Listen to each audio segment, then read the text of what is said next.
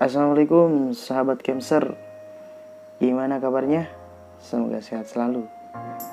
Kali ini saya lagi ada di acara ANIP RPPI. RPPI ini adalah satu wadah yang mana banyak dari komunitas-komunitas lain yang bergabung ke dalam komunitas RPPI ini. RPPI ini adalah Relawan Pendaki Peduli Indonesia. Jadi motonya peduli akan lingkungan yang berada di Indonesia, menjadi salah satu motorik kerelawanan seperti itu. Kebetulan saya masuk ke anggotaan juga, dan ya sekarang lagi acara ANIP-nya yang ke 1 tahun. Mau tahu keseruannya? Stay tune terus ya. Warahmatullahi wabarakatuh. Perkenalkan, nama saya Muhammad Rafi. Saya dari Ikan Pari juga. Terus wakil relawan pendaki peduli Indonesia. Wih, tepuk tangan dulu dong. Oh iya, sedikit revisi nih. Jadi ini RPP ini adalah salah satu wadah yang berada khususnya daerah Kabupaten Bogor ya. Tapi alhamdulillah udah mulai banyak juga dari Cianjur, Depok, pokoknya Jabodetabek lah, seperti itu. Dan salah satu pendirinya yaitu Kang Jaman, dan wakil ketuanya seperti yang tadi, Kang Rapli. Saya Latif dari Kondisi Lembang. Pasti dulu atau jawabannya benar atau salah. Begitu. Ini mah kalau salah mohon maaf, mohon dikoreksi juga ya. Nyoba-nyoba aja ini. Kalau salah apa? Enggak apa-apa. Namanya manusia. Nyoba aja ini. Enggak. Volunteer ya? Volunteer. Volunteer adalah sama kayak relawan gitu. Bergerak di kayak misalkan volunteer itu tempatnya relawan juga. Membantu atau relawan? Saya sama aja ya. Membantu relawan. Sama aja membantu.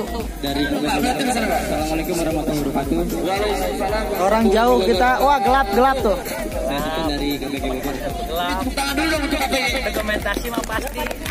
Sama kayak simpatisan. Volunteer itu adalah orang yang berkomitmen untuk membantu sesama tanpa mengharapkan imbalan. Gimana Kang Rafi? Biar tuh. Aduh.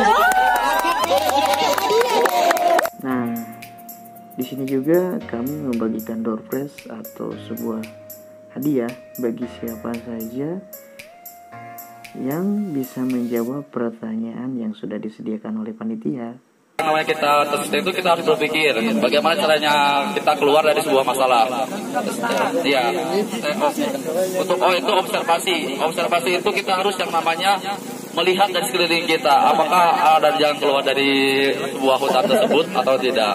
Dan planning. Planning itu adalah bagaimana cara kita berpikir untuk kedepannya. Apakah kita harus stop harus ngecamp lagi di situ, apa kita harus menerapkan perjalanan seperti itu. Lanjut juga.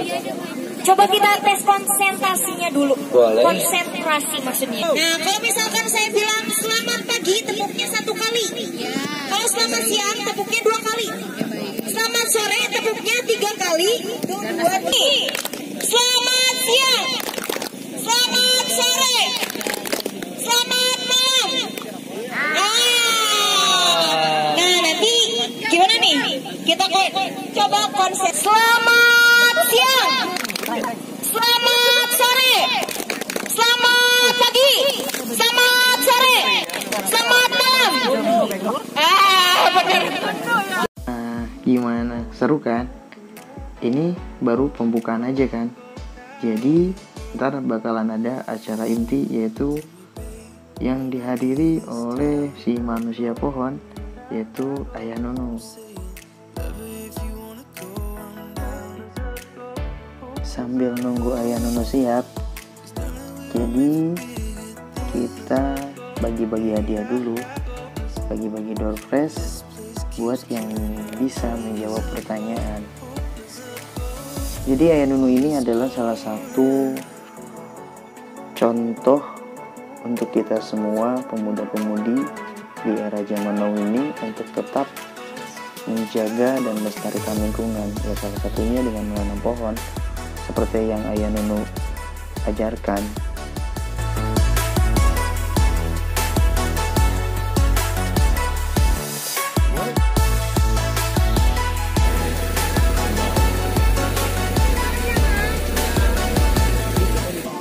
Assalamualaikum warahmatullahi wabarakatuh. Waalaikumsalam warahmatullahi wabarakatuh. Sebelumnya mohon maaf, perkenalkan saya nama lengkap Nunung Sutisna, aslinya dari Sumedang, sehingga tidak aneh. Kemudian saya berdinas di Polsek Ibun, Kabupaten Bandung, Panas Bumi. Distrik Panas Bumi ini salah satunya ada di Kecamatan Ibun. Dinginnya cuma segini, di sana bisa 2 kali ini suhu udaranya. Polseknya aja ada di ketinggian 1000. Pertanyaannya dan mohon tepuk tangan yang meriah dulu biar kita lebih semangat. Sebetulnya tadi ingin saya tayangkan dulu di fokus atau wilayah dan masyarakat yang lain. Ada pertanyaan mungkin, kenapa saya dijuluki si manusia pohon? Karena saya unggal poe mamawa benih tangkal kai ketika musim hujan. Mamawa benih kai jang naon rek dikulu brek diseupan. Bukan. Hampir setiap hari saya nanam pohonnya di mana saja, sehingga ayat tempat kosong pasti saya nanam. Atau di tengah-tengah jalan tol saya belum pernah. Sebab bakal diomongin. Kata berapa? Ditunggu, wah.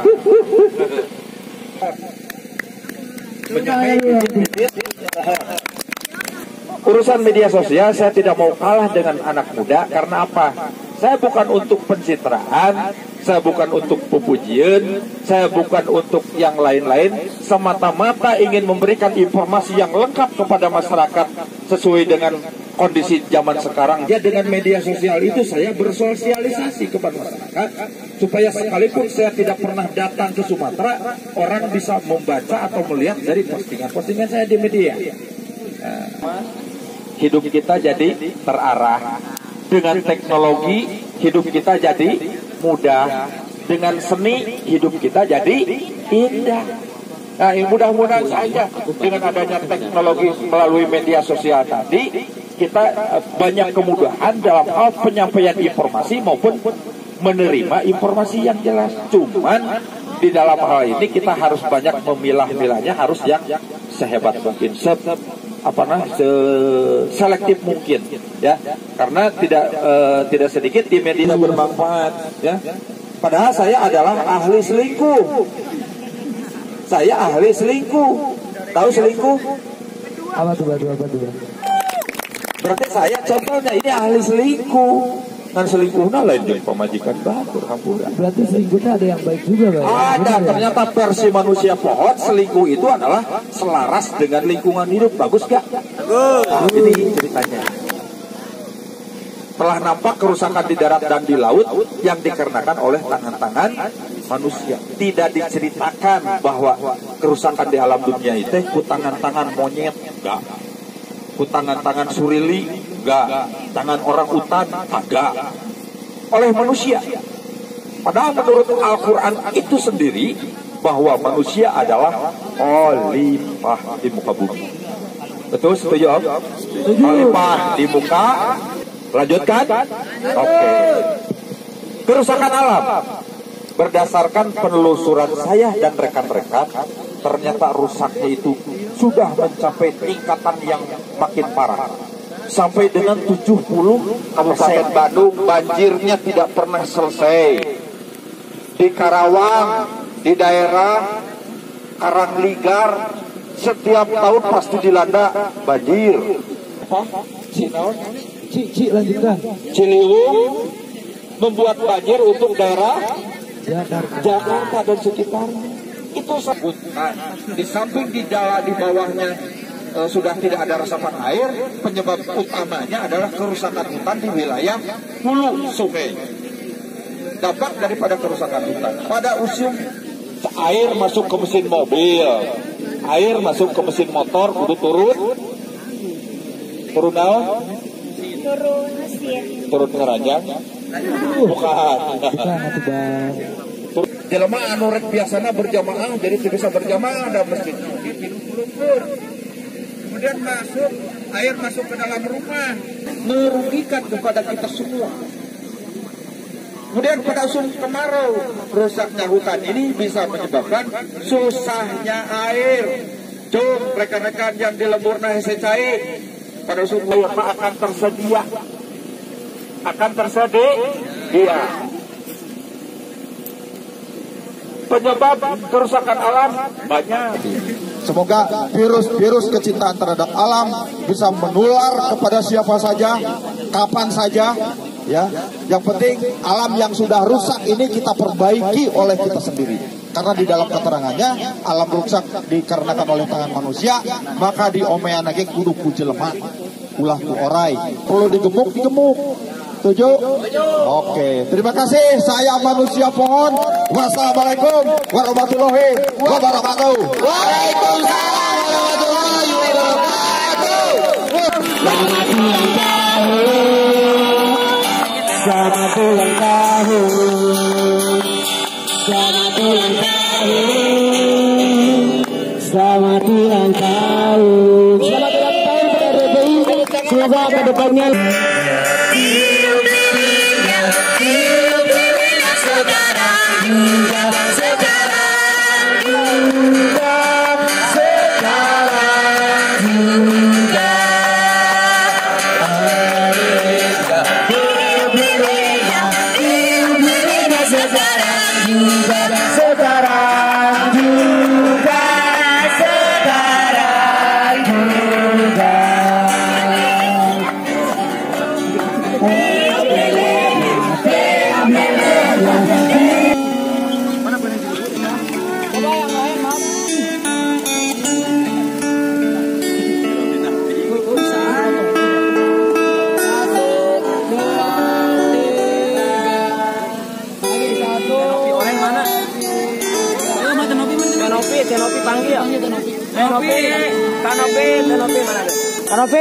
Kanopi, sini masuk. Tenopi satu lagi. Faisal, kalau kita bangkit sih. Sini aja. Maaf ya. Yang munduran, boleh kasih tengah ya, maaf. Tengah aja.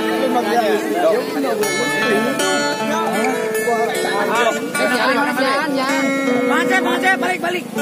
1, 2, 3. Lagi 1, 2, 3. Satu kata ya buat RPPI. Video. 1, 2, 3. Satu kata untuk RPPI. Sukses. Amin. Terima kasih Ayah. Terima kasih. Kita next ke acara selanjutnya. Kita ke depannya sebagai relawan. Relawan itu bukan sekedar kita berangkat tanpa tahu prosedur sedikit pun. Oke, di sini udah ada Kakak Nopi ya. Kakak Nopi sama Abang Fengki. Dua orang yang menurut saya pribadi adalah orang yang hebat dan bersangkut paut. Untuk Kakak Nopi akan menjelaskan peran komunitas dalam penanggulangan bencana. Nah, setelah peran komunitas penanggulangan bencana, hal yang harus kita perhatikan adalah respon kebencanaan serta prosedur tangkap bencana agar senantiasa kita safety. Assalamualaikum warahmatullahi wabarakatuh. Waalaikumsalam warahmatullahi wabarakatuh. Salam sejahtera untuk kita semua. Om Swastiastu, Namo Buddhaya, salam kebajikan. Perkenalkan, saya Novi Orange. Di sini mau sharing-sharing sama teman-teman RPPI dan seluruh rekan-rekan yang telah hadir. Sebelum ngebahas singkat, saya ingin mengucapkan terima kasih dulu untuk seluruh panitia, untuk teman-teman regional Bogor juga yang sudah mengantarkan hadir, dan untuk para narasumber, para pembicara juga yang telah hadir. Kita mau ngobrolin singkat sekali, ini mengenai peran komunitas di dalam penanggulangan bencana. Jadi pertama-tama ketika diundang sama rekan-rekan RPPI itu relawan pendaki peduli Indonesia, itu tuh sebenarnya bukan cuma sebuah nama sih kalau menurut saya, tapi juga sudah sebuah komitmen. Karena dari namanya RPPI itu sebenarnya udah jelas bentuk kegiatannya apa, output yang dihasilkan apa, manfaatnya juga apa. Mestinya itu sebenarnya sudah bisa antara komunitas ke masyarakat luas itu sebenarnya harusnya udah kayak punya engagement yang baik dengan nama yang sudah punya komitmen. Nah, kalau misalkan untuk peran komunitas di dalam penanggulangan bencana, kenapa sih kita tuh mesti kenal banget atau kita tuh mesti tahu peran kita di mana di dalam dunia kebencanaan? Jadi kalau namanya dunia relawan itu kan teman-teman sebenarnya banyak ya. BTW sebelum saya mau jelasin panjang, masih semangat gak nih yang di sana kanan? Yang di depan? Yang di kiri? Oke. Jadi kalau yang namanya relawan itu sebenarnya universal banget gitu ya Bang Franky ya. Jadi kalau relawan itu teman-teman bisa mengambil peran baik dalam relawan kesehatan, relawan pendidikan, relawan kebencanaan, dan masih banyak lagi. Tapi kebetulan karena saya berkegiatan di bidang sosial kebencanaan, jadi yang mau dibahas adalah mengenai relawan di dalam dunia kebencanaan. Nah, teman-teman, sebelum kita membahas saya tuh perannya apa di dalam dunia kebencanaan, ketika kita udah bergabung sama RPPI, ada baiknya. Nah, ada berapa poin, 4 poin yang mungkin belum bisa tampil di slide, tapi di sini saya akan bacakan aja. Ada 4 poin dasar sekali yang bisa kita ambil di dalam ruang lingkup kita sebagai komunitas. Yang pertama adalah peningkatan kapasitas. Apa bedanya relawan dengan masyarakat? Sangat berbeda. Jadi ketika kita sudah mengambil komitmen, sudah mengambil peran menjadi seorang relawan, mestinya sudah menjadi garda di depan masyarakat. Jadi udah nggak bisa sama masyarakat. Jadi kalau misalkan udah, oh iya mau ngebantu, mau jadi relawan, tapi masih pingin, ya kan gue juga masyarakat, nggak gitu. Jadi kalau sudah mau mengambil komitmen sebagai relawan, sudah mau mengambil garda berada di depan masyarakat, sudah nggak bisa disamain sama masyarakat sebenarnya. Jadi artinya apa? Yang pertama adalah kita harus meningkatkan kapasitas dengan cara kita mencari pendidikan, mencari pengetahuan, baik itu secara materi maupun praktek. Mungkin nanti kalau untuk praktek Bang Franky yang bisa menjelaskan. Jadi kita semua berhak untuk meningkatkan soft skill atau hard skill dari dalam diri kita masing-masing. Agar yang namanya relawan itu benar-benar berbeda gardanya dengan masyarakat. Jadi nggak sekedar kita nolong-nolong aja. Tapi alangkah lebih baiknya sebelum kita menolong orang lain, kita juga belajar untuk mendalami peran kita sebagai relawan. Itu yang pertama. Jadi kita meningkatkan kapasitas mulai dari pengenalan bencananya itu sendiri, jenis-jenis karakteristik maupun siklus bencana yang khususnya yang ada di Indonesia. Yang kedua yang tadi yang saya sudah ucapkan, mengikuti pelatihan secara materi dan praktik. Teman-teman boleh ikut seminar, pelatihan, ikut diksar, ikut pelatihan gabungan dan lain sebagainya. Itu adalah salah satu cara teman-teman relawan meningkatkan kapasitas diri agar menjadi relawan yang punya kualitas. Artinya apa? Berarti kita sudah menjadi relawan dan kita sudah berhak berada di gardanya di depan masyarakat. Jadi kalau misalkan di dalam pandemi, pasti teman-teman tahu kan, garda terdepannya pandemi siapa? Nakes, tenaga kesehatan. Tapi ketika di dalam dunia kebencanaan, garda terdepannya teman-teman ini relawan. Bukan berarti hanya yang dari pemerintah, bukan dari lembaga. Bahkan sebenarnya garda yang paling utama adalah relawan yang tidak dibayar sama sekali. Itu garda di depan. Makanya kalau saya ada teman-teman yang ngobrolin tentang kerelawanan, saya sangat semangat. Karena sebenarnya mereka-mereka ini yang mesti dijaga sama negara gitu. Ada yang pernah dengar bahwa relawan itu bukan tidak bisa ternilai, tapi tidak ternilai ya Bang ya. Ya karena itu. Karena memang kita gardanya ada di depan masyarakat, nggak dibayar sama sekali. Kalau nggak dijaga, rugi sih Indonesia ya Bang ya. Itu yang selanjutnya yang kedua, setelah peningkatan kapasitas mulai dari pelatihan baik itu materi dan praktek, yang kedua adalah terapkan untuk diri pribadi. Jadi sebelum kita turun, kita membiasakan diri kita juga menjadi orang-orang yang peka sama yang namanya kebencanaan. Contoh singkat, saya akan menjelaskan secara singkat. Terapkan untuk diri pribadi. Teman-teman Oke, kita mau turun ke dalam dunia kebencanaan. Kenalin dulu lokasinya. Jenis bencananya apa? Erupsi gunung api, APD-nya beda sama banjir. Tanah longsor sama gempa bumi beda, jadi jangan sampai salah. Itu yang kita bilang bahwa sebelum kita turun ke medan bencana, kita harus belajar dulu tadi ya, peningkatan soft skill, peningkatan kapasitas, hard skill.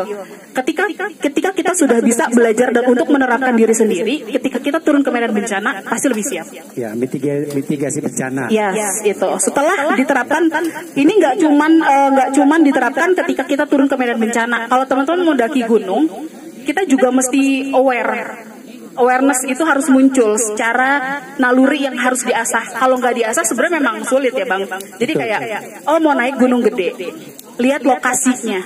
Teman-teman buka websitenya PVMBG Kementerian ESDM, di sana kelihatan status gunung gedenya itu aktif atau enggak.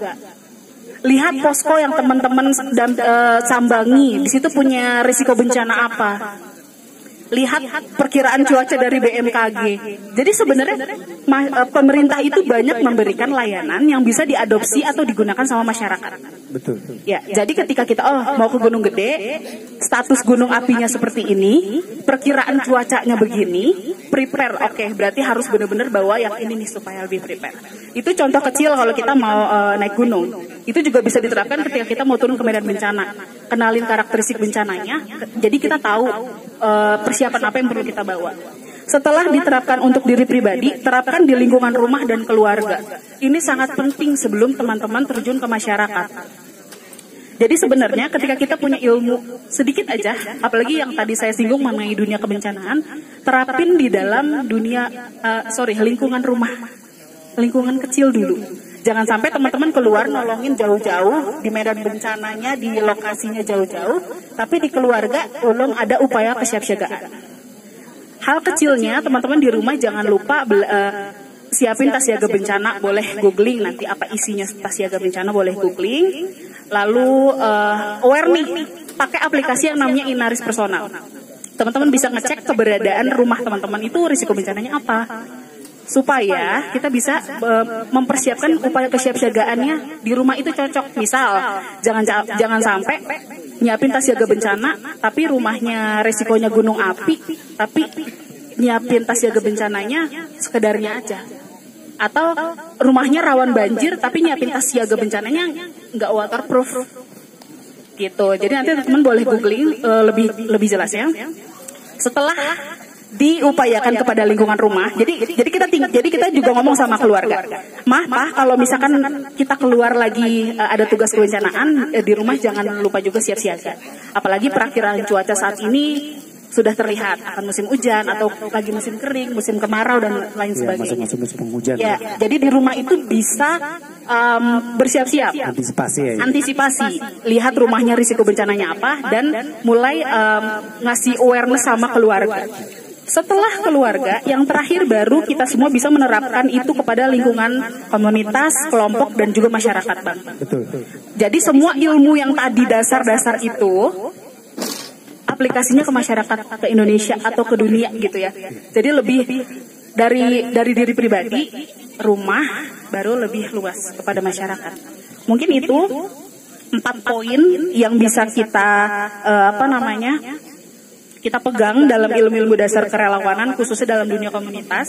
Nanti teman-teman boleh pelajari lebih lanjut mengenai pengenalan bencana, karakteristik jenis-jenis bencana, siklus-siklus bencana yang ada di Indonesia. Ini penting banget. Kenapa? Karena Indonesia itu sebenarnya laboratorium bencananya dunia. Jadi jangan sampai orang luar negeri yang datang ke sini belajar, sedangkan kitanya sendiri nggak belajar.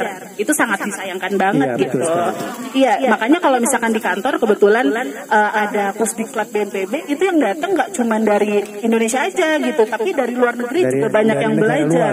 Iya, nah itu sayang kalau misalkan kita sendiri orang Indonesia, dan bahkan kita mengambil peran jadi relawan, kita belum memperdalam juga tentang bencana yang ada di Indonesia. Iya, apalagi yang terakhir 2018 udah ada lagi bencana yang likuifaksi. Iya, likuifaksi. Terus di 2021 kemarin ada siklus yang di Kupang, NTT. Siklon tropis, bermacam-macam karakter, bermacam-macam. Jadi memang bencanaan. Iya, jadi memang kayaknya itu tuh teman-teman boleh lah kapan-kapan kalau misalkan lagi ada kopdar atau pertemuan, silahkan ngambil salah satu tema. Kita belajar tentang likuifaksi, belajar tentang gempa bumi, itu kayaknya lebih memperkaya teman-teman sebelum turun ke medan bencana ya Bang. Iya. Ya, mungkin itu edukasi juga buat masukan buat peserta atau yang lainnya lah, yang bisa memahami semua di kebencanaan. Betul. Mungkin kalau dari saya itu dulu Kak. Jadi untuk tadi ada 4 poin dasar sekali. Nanti teman-teman boleh mengembangkan masing-masing atau dibikin poin-poin. Oke, kita mulai belajar dari apa dulu.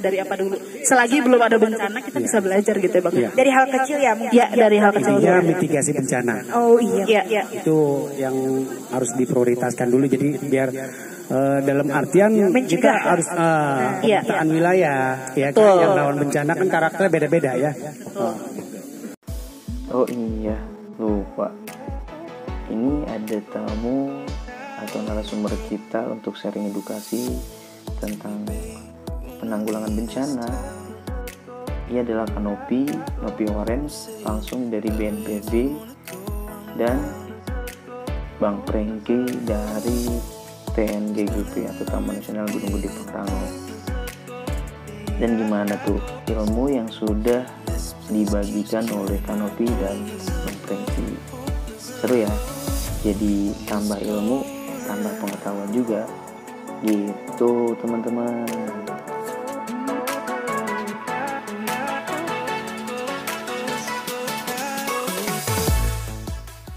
Oke, selepas beres acara, akhirnya waktunya untuk hiburan atau akustika. Tapi di sini saya memutuskan untuk istirahat saja karena kebetulan emang habis capek. Jadi sampai ketemu di pagi hari.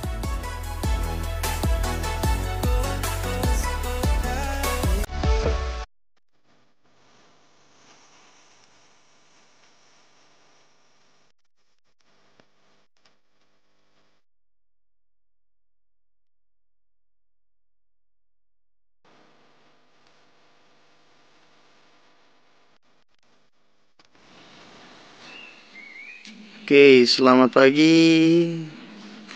Kita berada di tempat camp Giri Pangrango ya, dalam acara miladnya atau anipnya RPPI yang ke-1, Relawan Peduli